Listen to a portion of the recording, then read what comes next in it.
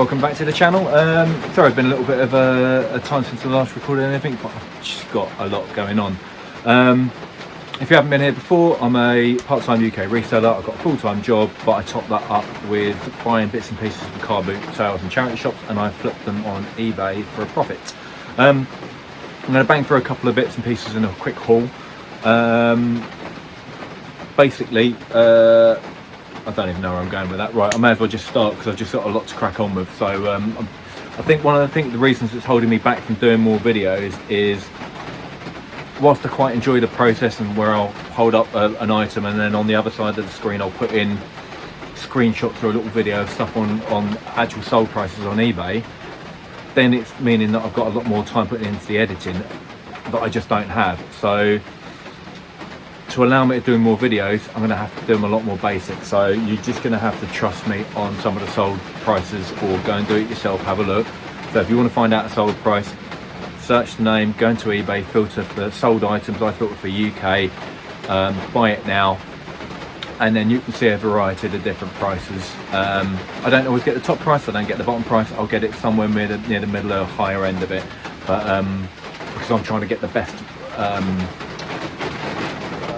condition of whatever it is I'm buying to try and maximize my price, like minimal damage, that sort of stuff. So yeah, to just try and get some videos out, I'm gonna have to go back to basics and sort of one hit, record it without all the fancy stuff, and do your own due diligence. Go and look up my sold prices, or the sold prices, and you'll get an idea. At the moment, I'm not listing a huge amount, but sales are still ticking over. Excuse the noise from the rain. I'm got a metal roof, I've got no choice here. My average profit per item is around the £35 mark so far for this calendar year. So I've been trying to maximise my efforts on only buying things that make a bigger profit. I'm much more, rather than stack it high and sell them low and smashing out loads through the door, the actual work of having to photograph, list and pack, that's the same effort put in whether I sell something for a £10 profit or a £50 profit. So why not go for the higher end of that? So my buy-in is still aiming for the higher end items, higher profit items, and because I've got so much old stock that I haven't listed, I'm cherry picking the better items for it. So but yeah, I'll crack on. So actually what I will do, I will stick up one little screenshot of something I bought because I haven't got it in here to hand, and that is I bought a vintage set of like a filing cabinet. So it's probably that wide, foot wide, foot and a half deep, maybe 2 foot tall, and it's a proper vintage one because the way that the little card slots for naming each drawer, they're old school rivets, not modern ones. So I paid 25 for it. That style they'll usually sell for sort of 85 to 100. What I can do to it, if I can go and get a nice piece of wood, sand it down, bond it to the top, they'll go for 150. So for a little bit of effort I can upcycle that and make a lot more, because more and more people are working from home, they need office furniture, and again people are looking for vintage items. So how can I make that look better? The top's a bit scruffy, I can bond on a real nice piece of wood to that, so it won't cost me much for that. Sand it down, whack it on top, and I should be able to get maybe 120, 150 for that, so worth the effort. I'll put a little picture up of what I've got. So, right, first item, or second item even. Whenever I'm looking at boots, well, these are Scarpa. What size are these? Doesn't matter what size they are. I've always pick up a Scarpa boot whenever I find them. I've sold Scarpa boots anywhere from sort of the £65 mark to 180 quid for a pair of mountaineering ones, like proper ones that you can attach crampons to. So whenever I see Scarpa, I am buying them. Little telltale signs. If you're not sure if a brand is a good brand, you see Vibram on the bottom.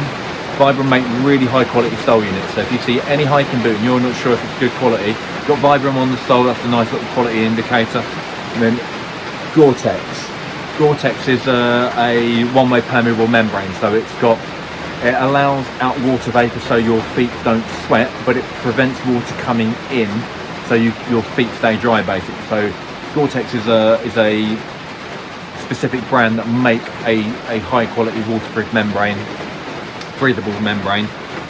So if you see Gore-Tex and Vibram on it, you pretty much know it's going to be a quality item. So these are already cleaned. I just need to relace them and get those ready for sale. So that was a nice little find. What did I pay for those? Boots I usually try to buy for, depending on the quality, 10 to 15 quid. I don't mind spending a little bit more. Honestly I don't remember what I spent on them, but likelihood less than 15 quid. I should be able to sell those for somewhere between 65 85 quid. So they're a nice little buy. So always keep an eye out for Scarpa. Anything with a Vibram sole is always good. I mean, I've got another old school pair of Scarpas here, leather pair, and again Vibram sole. So what else have I got? Okay, next item. Oh, see, I've just noticed a fault on this I didn't notice on the day. I was so pleased I found some Tom Ford. I thought this was the first Tom Ford item I'd ever found at a car boot sale, but it's not. I did get some sunglasses a little while ago, which were genuine. But I just realised there's a bit of discoloration around that collar. But at worst, that's my size. So if I can't get it out, I could probably wear that to work, not worry about it. Tom Ford shirts, brand new, I think they're like 200 quid. So absolute banger, and I paid 2 or 3 quid for this, and it's just in amongst a whole load of other nothing stuff at the car boot. There's a couple of half decent items on there, but yeah, really chuffed to get Tom Ford. Little quality indicators. This is mother of pearl buttons. I don't know if it's going to focus, but also the way that the button's stitched on, rather than have, so you've got your 4 holes.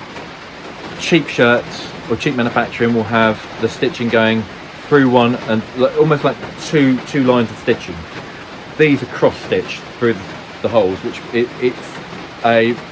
with the ones that are above and a bit below, they're just punched in, which is a cheaper manufacturing technique. This requires someone to go in and out because it crosses over, so more labour intensive, means it's a better quality item.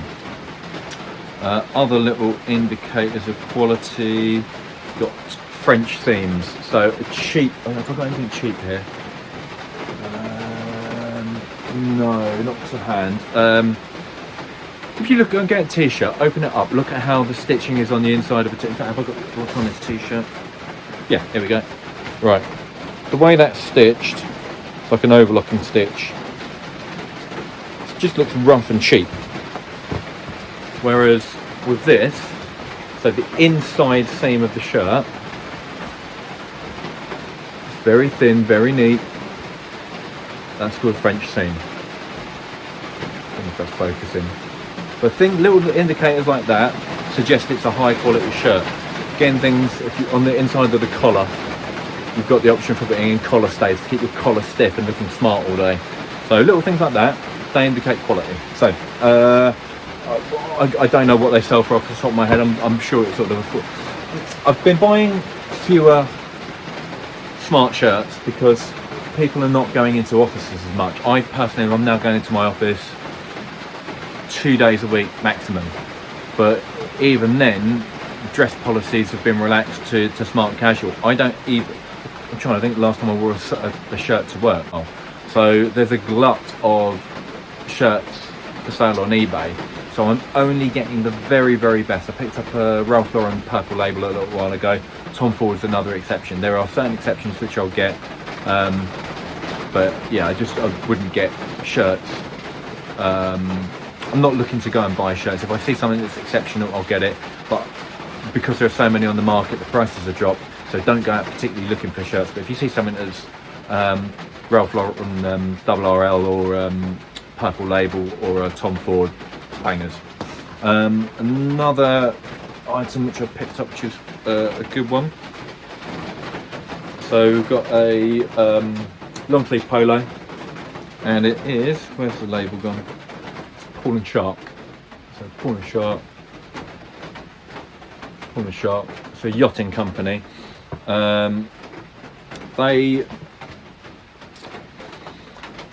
It's a brand that is faked. One of the things that gave me confidence that this is genuine. What did I pay for this? £4, I think I paid for it. Again, I haven't looked at what the resale price is. I just know that they're something like this is probably 150 quid, 120, 150 for a long sleeve shirt, brand new. It's the material that gave it away. This is called. So again, I'm always looking for quality indicators. If I can see how something's made and it's a high quality manufacturing technique, that gives me confidence that it's genuine. And this, just the way it's stitched together, so little things again like the way the seams are, the high quality technique of putting them together, where cheap. So the seam on the shoulder, just a single stitch here. It's just again the cheap manufacturing technique there, where this one you've got this sort of double row of stitching. So that's an indicator. What else is a good indicator? This is the fabric. It's a heavier weight. It's a very, very fine weave. That's a manufacturing. It's a material called ponte, and ponte is like a double knit jersey fabric, and it's just thicker and heavier. It feels very smooth, and it stretches in multiple directions. So it's a higher quality item. So yeah, paid a couple of £3, maybe £4 for that. Again, that would fit me if it was to be fake, for example. If you're not sure, try and buy stuff that if you're not sure about it, it fits you. So if it was to be, that would fit me, but that is the real deal there. What else did I pick up that was good? Oh, I have actually, let me have a swig of coffee. I'm not going to edit this out, I just don't have time. Right, another, my reselling is actually rubbed off on family. My brother picked up these in a charity shop. Palm Angel. He paid, so a little bit scuffed, it's a little bit yellowed. Again, and he picked these up at an absolute dream. What did he pay? 10 quid in a local charity shop. And he just took the punt that if they weren't real, they're my dad's size, and my dad would end up wearing them around the garden. Now, we weren't sure if they were genuine, so I've had a look, and I wasn't sure. Something that I wasn't particularly happy about was the inside of the tongue where it's leather.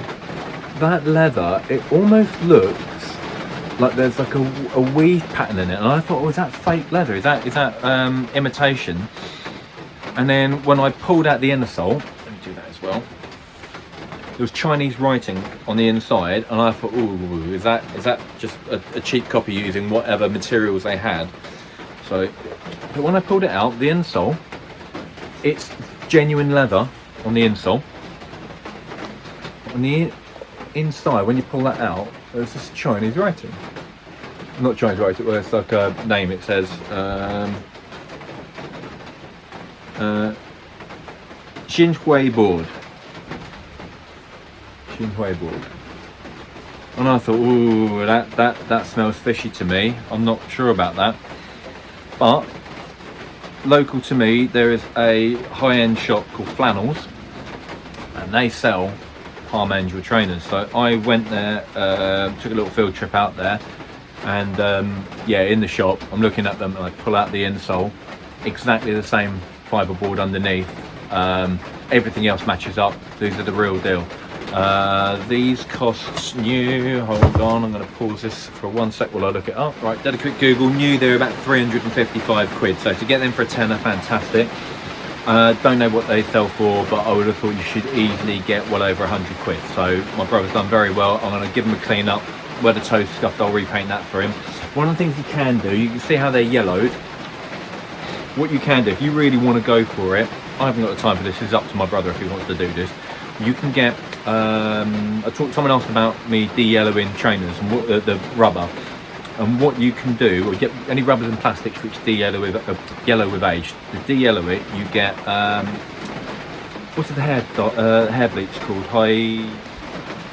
Hydrogen peroxide. So the hair bleach, hydrogen peroxide, you can get that in a bottle. You paint it on to the yellowed area, wrap it in cling film, and then you leave it out in the sun. The UV in the sun reacts with the hydrogen peroxide, and it then turns the yellow plastics into white. So you can do that whether it's a yellowed retro gaming system that's all gone yellow. You can do all the same thing. What I've now found is that I've picked up a cheap used UV light for nail gels at the car boot sale for a couple of quid. So I know I wrap these up, so paint on the hydrogen peroxide, wrap it up in the cling film, whack it into a box, and I have this UV light on the top. After depends, sometimes you need a couple of goes to do it, but it will remove the yellow in, make it white again, and that increases the sale price. So that's one thing there. Right, they're good. Another good thing, there's price tag if you weren't sure, so 10 quid. So absolute bargain there. Another pair of trainers. These are more your running ones. These are, I don't know if it's Hoka or Hoka. It's the first time I've picked up Hoka or Hoka. These are in good nick, do need a little bit of a clean up, but they're pretty damn good and ready to go. These are expensive, new. I paid 10. I should be able to get around at least £50 for that. The reality is fees are going to knock off. So your eBay fees and the promotional fees, mine add up to around 20% now. So if I get a £50 sale, that leaves me with 40 quid. I spent £10 on the item, 30 quid profit. No brainer. Picking it up all day long. What else did I have to hand?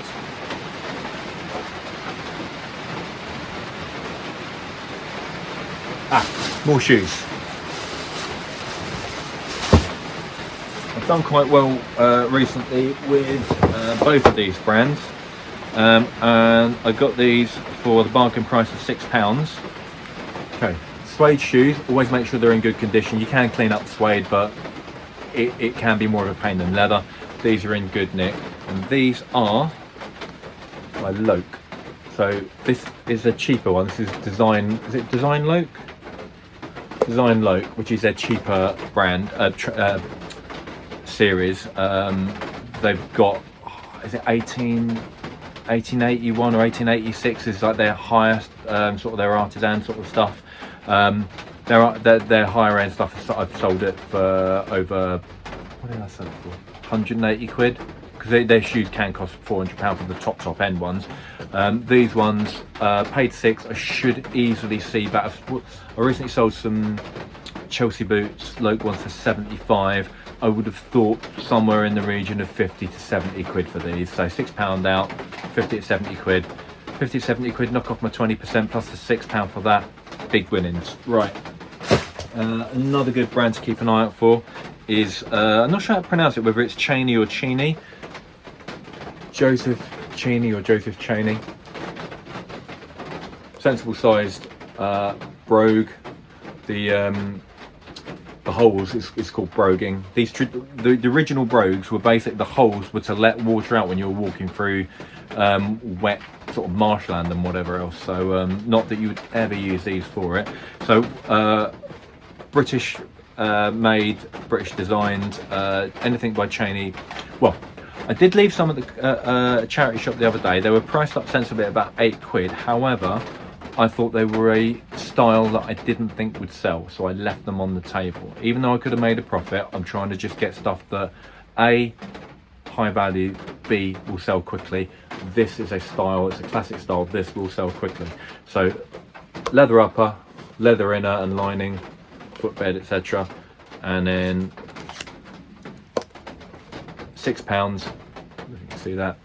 And then quality manufacturing. Again, look, you've got the little brass nails in there, you've got the keyed in heel tip, and then you've got a leather sole which is stitched on. That's called a Blake stitch. Minimal wear to the front, minimal wear to the heel. So I will give these a quick sand with sandpaper around the edge, and then I'll use something like dubbing or saddle soap, and that will then give it a nice little sheen. I'll give the top a quick clean with saddle soap, and I'll give it a quick once over with some shoe cream.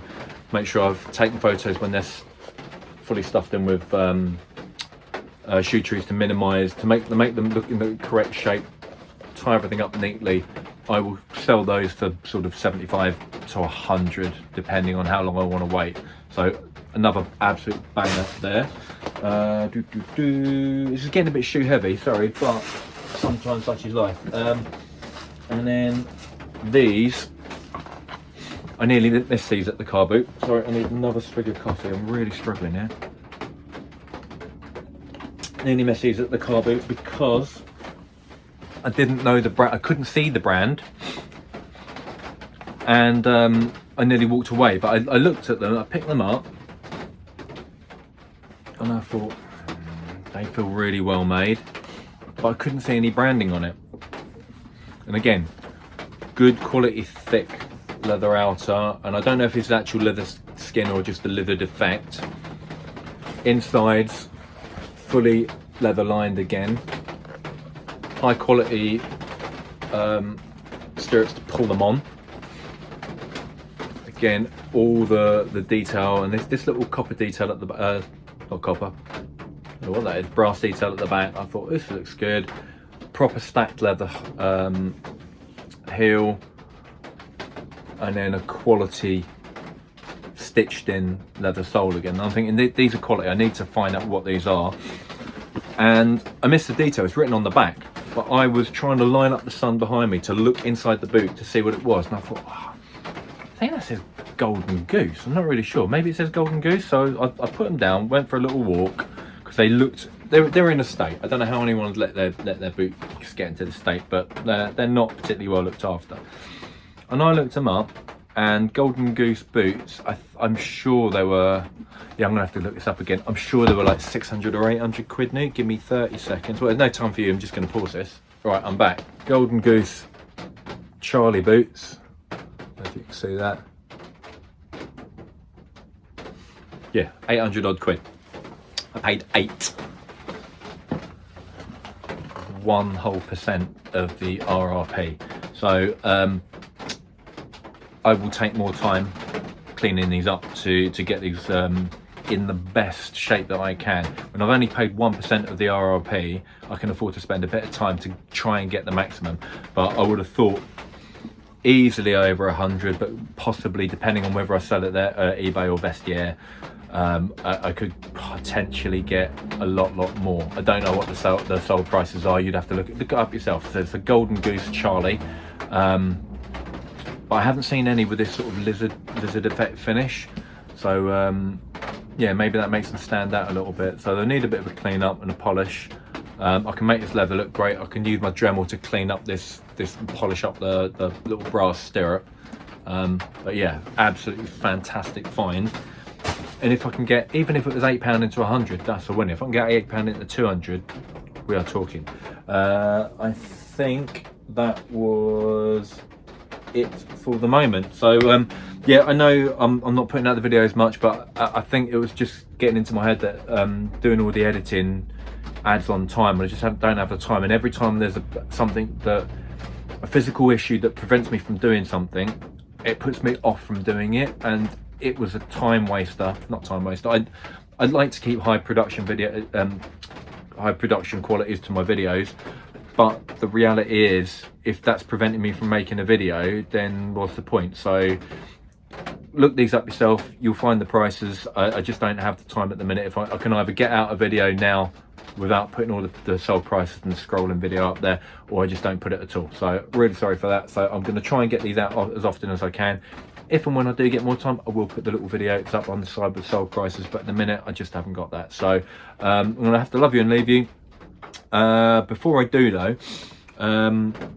just think about, so I'm doing this as a part-time reseller, and one of the reasons I'm doing this is, like, for example, I've got my day job.